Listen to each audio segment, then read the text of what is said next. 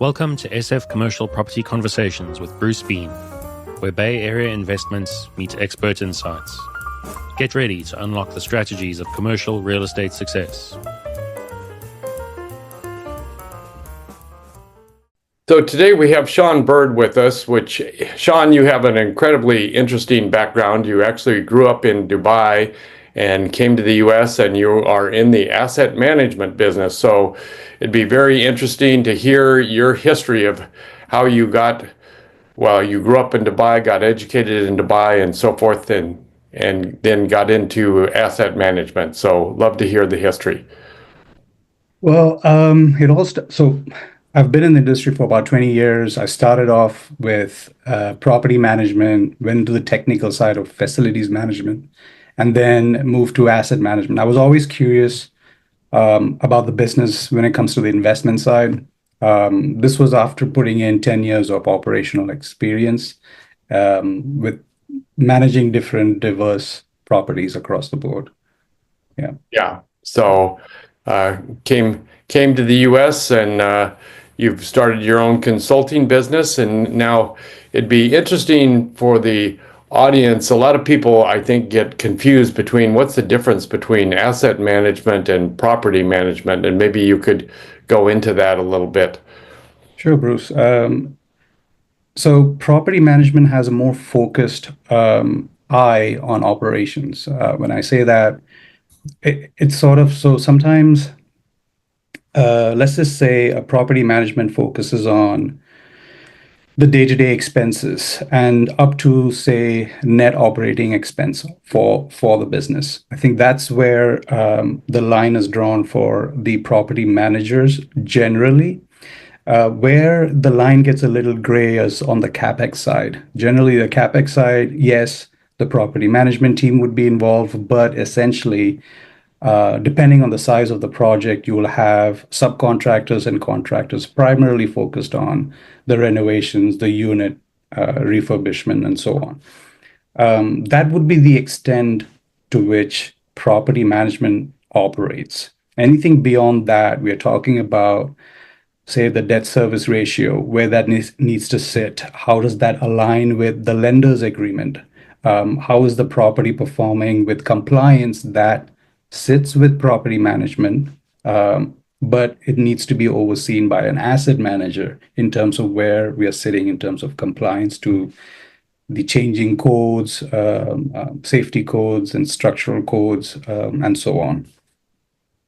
Basically, the asset manager or the asset management team looks at the deal from an investor's point of view, whereas the property management team looks at the property from the property's best longevity's point of view. This is the simplest that I can differentiate. But there are, I want to say, from my 3 years consulting with different firms, whether it's private, corporate, or even nonprofit, the challenge here would be that people from the property management side would naturally evolve into asset management, because once you have enough experience in operations, say if I look at some numbers, I could say this property's probably gone through a leak, or sort of some drainage issue, a couple of incidents where you'd see a spike in water consumption, 2 months ahead, because you won't see it directly straight away on the books. And you link that with a couple of other expenses. And I can see, right, from that trend, it's likely that this has happened, right? So those are, those are certain things that the property managers develop. Now, these kind of skills are very useful when it comes to asset management, right? So you'll always see a property manager saying, historically, this is why the variance report, for example, to provide an explanation on the variance report, that goes to the asset manager. The asset management team would then need to reforecast the next 5, 10, 15 years of their plan or of their deal. And how does that sit in there? Say if this is a recurring issue now, where's that sitting in the next 4 or 5 years? What can we do? Maybe look at the CapEx plan, maybe reorganize the CapEx plan to address this. There's so many, there's the 10-15 year plan is what the asset manager basically looks at from an investor point of view, whereas the property management team is more focused on efficiency. The best thing to do to run the business, the best thing to do when it comes to the property's life cycle, in a nutshell. Yeah. Yeah, that's For those in the audience that might not understand CapEx, can you give a little clearer explanation of that? sure. CapEx is basically a shorter terminology of capital expenses per se. It can also be looked at as capital expenses that will be funded from a capital reserve fund. So generally, when you acquire a property, you would also want to underwrite our capital expenses separately from the operating expenses. Your operating expenses would have controllable expenses, non-controllable expenses. These are terminologies in the industry that's used. Within each expense, why do we have different? Because there are certain expenses out of your control. What are these? Well, up to a certain limit, insurance expenses are out of your control. Whereas landscaping expenses, you could actually negotiate what kind of service level you want, what kind of window cleaning service levels you want. Generally, there is a best practice, there is a code requirement, and then there is what you want to maintain if it's a certain standard that you want to maintain for your assets. So it's generally a line somewhere in between that you want to maintain. But if cash flow is an issue, those are something you can control, whereas you can't really control what you want to pay for taxes unless there are other strategies where you can, uh, join with a nonprofit and get some tax exemptions, for example, things like that. But by and large, you'll have controllable and non-controllable expenses that are managed by the property manager. And then you have the CapEx, which is the capital expenditures that are usually funded from the capital reserve that are generally within the affordable housing industry. They have a few structures embedded in their deal. For example, the limited partner might hold the funds when required and then allow installments of those funds in phases, depending on the deal. So I've seen different structures for different deals that facilitates all of those draws for each capital reserve funding. Yeah. I mean, condominiums go through these long evaluations of how much money they need to keep in reserve. Yeah, And so that would be obviously more of an asset management side of the equation. Yeah, that's versus right. That's right. a day-to-day property management. Absolutely. A couple another examples, if I may, Bruce, here is that asset managers would look at strategies like maybe talking to the lenders to do a restructuring, right? That sits with asset managers. Property managers, somewhat on the same approach, but more vendor focused. For Mm. example, if it's a elevator servicing or renovation or end of life replacement, you will need proper procurement. You need to look at the scope of work, what kind of service that needs to be done, what kind of service was done. If you're getting rid of the elevator, what can you get selling the elevator parts before you purchase something, Oh, wow. I didn't know that was possible. That's interesting. Yeah, so there are ways where you could, if you're going, there are certain parts where you can either sell to a second hand or to another vendor and they'll pay the difference to you. Oh, wow. If you don't do it, they'll do it. Oh, The scraps and they'll right, do it right. themselves. Yeah, Things like that. You could always make use of the spare parts. If you have a storage room, you can definitely make use of the spare parts. Run more efficient, right? So those right. things would be all property management.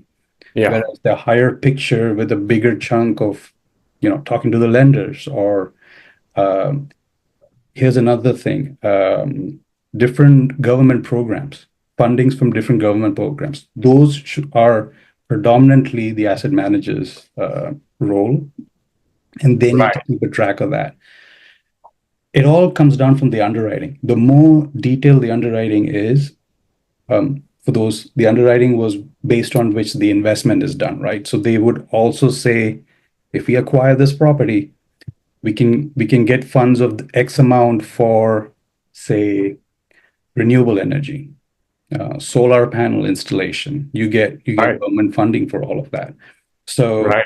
if you're in the affordable industry, if you have someone in your team focused on getting to apply for these fundings, and it's not that challenging, you put in a good application and a strong reasoning saying you're running an affordable housing community over here, and you're trying to make, you've already done, these initiatives, changing lights to LEDs, using water efficient supply equipments and things like that. You make a compelling deal and you send the information required, and you just need to follow up, and that's it. It sounds simple, but to create that relationship, yeah, it's not very Yeah. Yeah. Yeah. Sounds simple, but not so easy. It isn't. It isn't. It's sort of like project management, but it's also public relations with those agents who Mm. provide those things, right? So you need someone of that caliber to actually keep a track of that and bring in that kind of funding. It's an important task, but not a lot of people focus on it. If a deal is dependent on it, then we need someone to track that. Most cases, we only come towards the end saying, on a reactive basis, saying, oh, underwriting, we did plan to apply for these, but we never got it. And we ended up spending 500,000 Yeah. for whatever repairs or whatsoever. And that's how your cash flow is affected.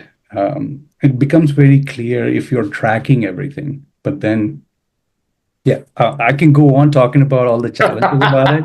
It also depends on the data we get. It also depends on the staff we have. It's also mixed with, um, just staffing issues. There's a lot of staffing issues, on-site Oh. staffing issues in affordable housing. Oh yeah. And I've seen a few things myself. I've heard a lot of stories. It's not easy. It's almost a thankless job, but you're trying to make a community better, and that's difficult in itself. I've, Oh I've yeah. I've seen people pulling out guns on property managers when they knock Oh, for rents and stuff like that. right. Right. It's a bit scary, but you Yeah. maneuver carefully around it. But yeah. So are you running into some of the crazy insurance problems that everybody's having in California right now? Absolutely. Even in Florida. So Yeah. some of my clients had properties in Florida, but not very badly affected. Some had the floodwaters also go in there, and yeah, the damage was pretty bad. Um, that's another thing about affordable housing. When we acquire properties, we don't think about incidental damages and to what extent. I have seen certain deals where when there are damages occurring, it's not just the repair cost, it's the residents' relocation cost. It's Mm. their, food and their belongings, and all of that becomes your issue where you need to find places to store it, um, or provide accommodation, hotels. Those elements, sometimes these deals are haven't forecasted for any of those. Um, Right. Right. And then you touched on insurance. I've seen certain insurances where they renegotiated the coverage, where they would cover a certain extent, but they there are ways that they would find in a contract to minimize that for them, right? So it's a very fine. How do I say it? It's like a you being the DJ. How do you Right. Right. turn Right. How do you turn each knob at the right time when something happens based on priority, based on structure, based on policy? Um, so I tend to geek out creating these financial models in all of these deals. That's what I primarily do. That's how I manage and strategize the business for that deal. So are you a spreadsheet master? I'd say a geek. I wouldn't A call geek. myself a Okay. All master. right. Yeah, I'm always learning, and with AI, it's made things a lot more easier. So yeah. So that's interesting. So where are you using AI in your process? So I generally use AI as a assistant to what I want to do. And I can give you an example. So there were a couple of properties I was managing for this client where they were trying to figure out how to get a gauge on their utility expenses. Mm. So, and this is basically, we're talking about, I remember around 70 something meters in one property, 70 meters in one Oh, property. wow. Yeah. And so these guys didn't have anyone who could have the time to just dive into each and every bill and figure out what's going on. Uh, Right. so when you look at a bill, now, before we get into the detail of this, the scope of this work was just looking at the bill and figuring out why are we spending so much? If there's any abnormalities, figure that out, right? Yeah. So the basic scope would be look at the bills, take all of the data from the bills that you can actually use. And what I did was, what I do usually is compare that with the occupancy rate Mm. for each month. So you get a trend on your utilities, you get a trend on your occupancy, and then you Uh, also look at your ambient temperature change. oh, You put okay. these three elements into a graph just to start with and see if they have any correlation. Usually they would have some correlation. Uh, Right. these could be change, when the ambient temperature gets cold, people start using the heater. Right. So your electricity or your gas should go up. Is that Right. happening? You tend to look at that and see if you see those correlations. That's the kind of thing I do. And once I find an abnormality, I would then dig into why. Mm. You would see things like in so so you have that, and then you have your accounting books. Mm-hmm. Now we Right. know the accounting books don't, I mean, there's a lag between actually when it happened and when it's going to hit your books, right? Right. Right. Right. So you need to combine that with this. So what you see is you look at the bills and you see, okay, in June there was a spike of water.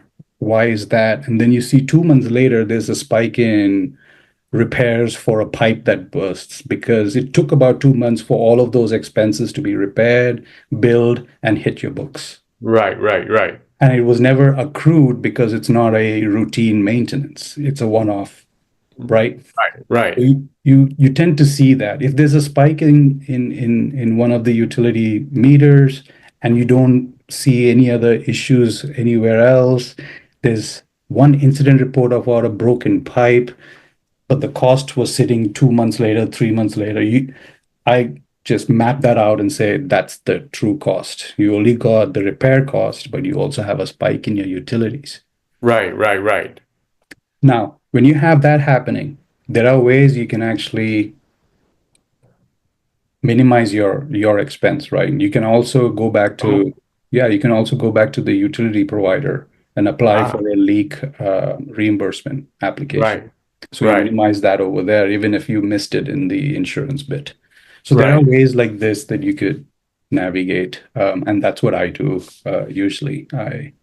I geek out when it comes to data. It gives me a different story, and knowing that I've been in the operations, I could just link the two with the financials, and I can tell you a story on what's happened at each deal. That's what I Yeah. Yeah. You can see from the data exactly what's happening with that particular property. right. So for so what I did do in the past, I used some AI applications where I can have an AI bot that I Uh, program saying you are, say, an experienced asset manager in the area of, say, Phoenix. I give it some context saying this is how you operate. This is the parameter. Um, I even give it, say, you operate in an ISO 55,000 standards, blah, blah, blah. Give uh-huh. them some data, and it'll tell me, and I will ask it to prompt it to tell me if you find out any abnormalities, highlight that, and also give me suggestions on what we could do to remedy that, right? So it'll spill out all of that for me. I would then have to go through those, see what is viable and feasible to actually push down to the site team to do. It could be just a physical um, inspection, and that cost is maybe very minimal. It could be Right, you right. bringing in a specialist, but that all depends on the severity and feasibility for each thing. You can't really do it for everything. Because if you do that, you just end up spending more money to fix a problem, but not really fixing it long term. Yeah, If no, that that's an amazing use of AI. So it's sort of as long as you get some data, some general data in, then the AI can come back and tell you some very interesting things about what might come out. So absolutely. you mentioned what was it, ISO standards? Yes, Can you describe that for us a little bit? sure. So in the asset management world, there are certain, actually in any operation world, there are ISO standards. So there's a ISO 55,000 that's specifically drafted for asset management.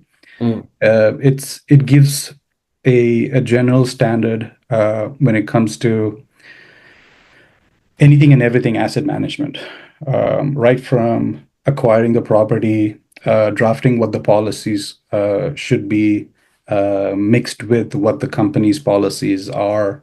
Does it gel well? Does it You need to frame the standards also with the regulatory agreements. So there are certain tweaks needed, but by and large, the framework for a general asset management comes from this ISO standard 55,000.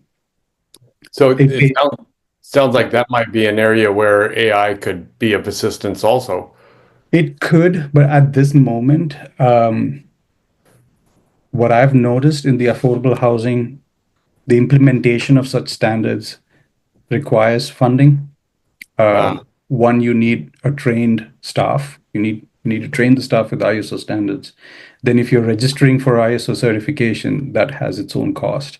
ah, Each standard would require certain level of monitoring, tracking, and all of that because it's a certification, and yeah. they Oh, will have people come in and certify you. yeah, Uh, yeah. so mainly funding is an issue, but on the other hand, if you have professionals who's worked in those kind of environment, they're already trained to actually follow certain standards in asset management, at least. For example, risk assessment. It's very important to monitor risk, to monitor your DSCR on minimum monthly basis, right? So these kind of things are generally what's mentioned in the asset management ISO standards. So based on that, you will need to keep, minimum required monitoring, minimum required evaluation, and things like that that comes in. So what's the advantage to having that certification? So it's more a credential for the developer or for the organization. It's like a, Ah, a badge of uh, recognition that they operate in certain standards. yeah, That, yeah, yeah, yeah, yeah. So it's really for the operator. So if you say you are ISO certified, then that pretty much automatically means you're following very good property management and asset management yeah, uh, work. So yeah. to yeah. So with EMAR, when I started off my career 20 something years ago, I was trained to follow certain ISO standards. Mm. Um, so among other ISO standards, they wanted to also get into environment, health, safety, Oh uh, wow. ISO. So I was an internal auditor for ISO. I want to say it's 14,001. That's environmental health safety standards. Oh wow. Okay. And so that was a whole new area you had to research and figure out and then try and follow and Yeah. go through. Yeah. Yeah. So Well, they they were. would look at that. Was interesting. I may get a little technical, but please tell me if I'm getting too technical. But so back then, in terms of complying to ISO 14,001, which is environment, health, safety, they would look at anything that we dispose of. For example, recycling. Hmm. They would ask us, have you audited where your recycling has gone? Wow. Yeah, things like that. Oh, Have wow. you random audited the amount of weight of recycling materials taken from your community? Oh, wow. Yeah. So when the company wants to do a ISO certified standard certification, they're also bringing the vendors that they are partnered with to that. Uh-huh. So they Uh-huh. will then talk to their vendors and say, hey, we are, following these standards and the requirements to have this, this, this. If your contract does not allow you to have these, we want to put that in your contract and we Wow. want to see these. Yeah. And that's how you have to provide those kind of details to withhold these certifications.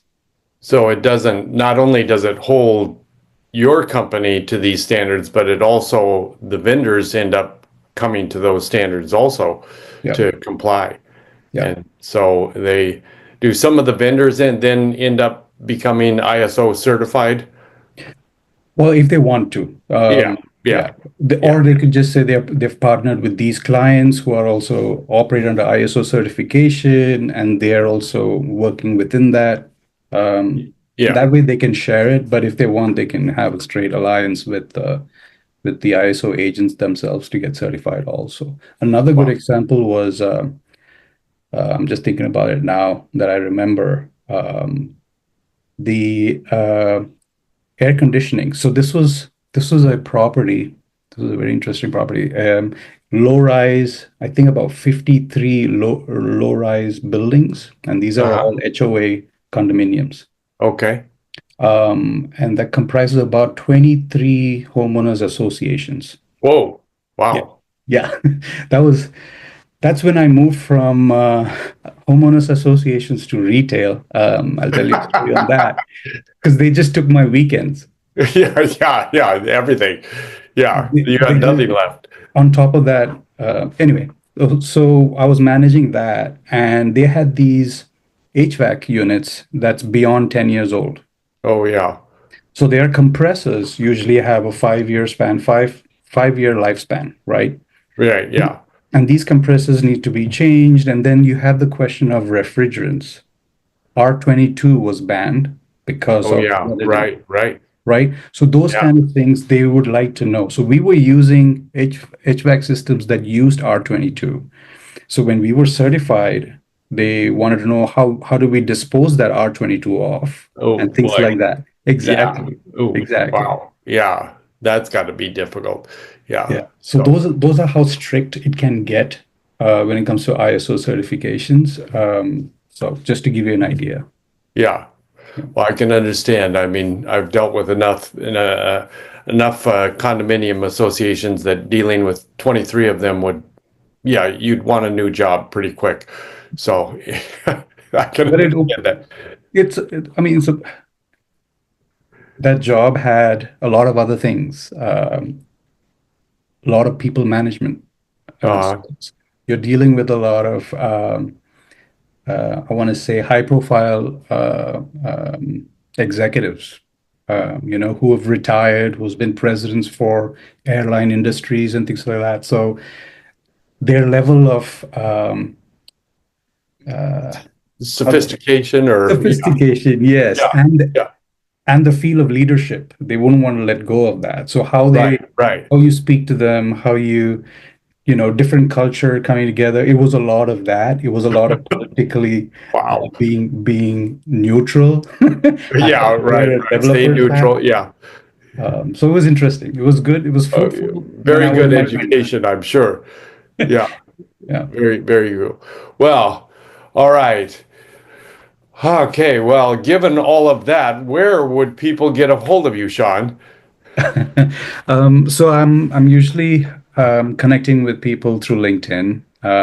And if not, I have my email here. This is a very rudimental email, but if I update that, my latest information would be on my LinkedIn profile, but that's where most of my clients get me. That's fantastic. Well, I look forward to working with you and hopefully we can put some transactions together. So Absolutely. thank you for taking time. It was very, very educational. Thank you, Bruce. Thank you for your time as well. I appreciate it. That's a wrap on today's journey through the SF commercial real estate scene. Ready to share your story?